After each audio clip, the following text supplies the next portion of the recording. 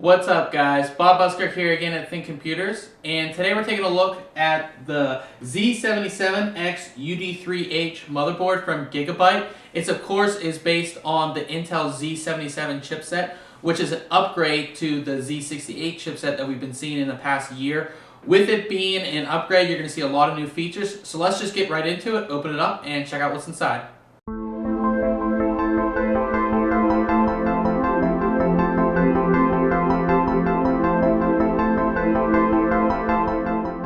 Taking a look at the motherboard itself, Gigabyte is using the same type of black or gunmetal PCB design, and they're using mostly black accents on everything else, except for the two heat sinks here, which are blue, and you can see the large Gigabyte logo right there. Now we're going to start here at the top of the motherboard, and here you have an 8-pin CPU power connector, and looking at the power phase design, it uses a 6+2+1 power phase design that is all digitally controlled. You can see the CPU socket right there, and this motherboard again will support Intel's 2nd generation and upcoming 3rd generation Intel Core processors. Moving down here, you can see the mSATA connector, and what this is for is mSATA based SSDs, small little SSDs that you can plug in right here on the motherboard itself.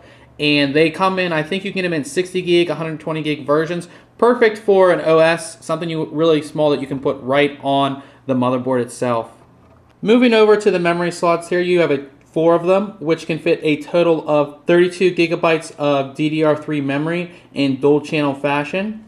You have a 4-pin CPU fan connector right here.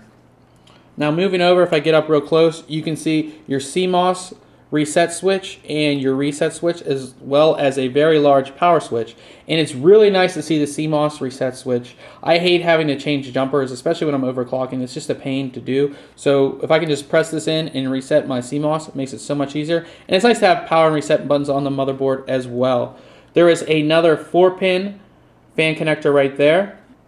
And if we move down, you can see the 24-pin ATX power connector, as well as the USB 3.0 header, and I really like it that they've been moving the USB 3.0 headers to the middle of the board. Just makes it easier, especially when trying to route cables. Going to the middle of the board is so much easier than going to the bottom. Moving down the board here, we can see a SATA connector here, and this is actually for your PCI Express slots. So if they need some more power, you can just plug it in right there. There are a total of 6 SATA ports.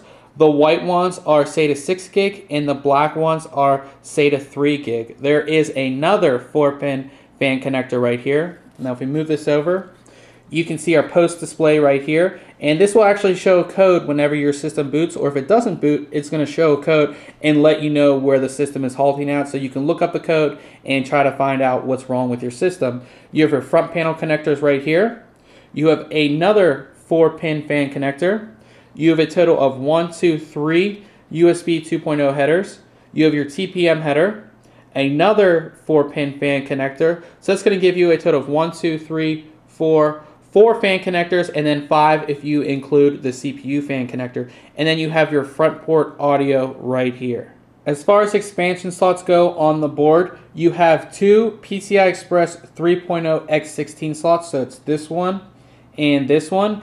And then this bottom one is PCI Express 2.0 x4 slot. You have 3 PCI Express 2.0 x1 slots, so this one, and this one.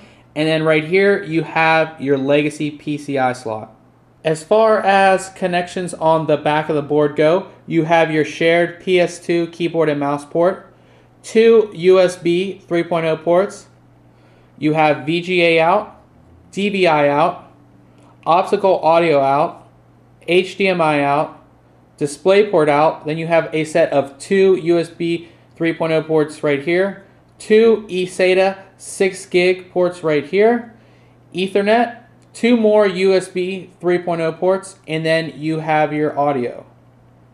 This concludes our unboxing and overview video of the Z77X UD3H motherboard from Gigabyte. Check back very soon on thinkcomputers.org for a full review. And remember, if you like these unboxing videos, make sure you subscribe. And if you like this video, hit the like button at the bottom. Catch you guys later.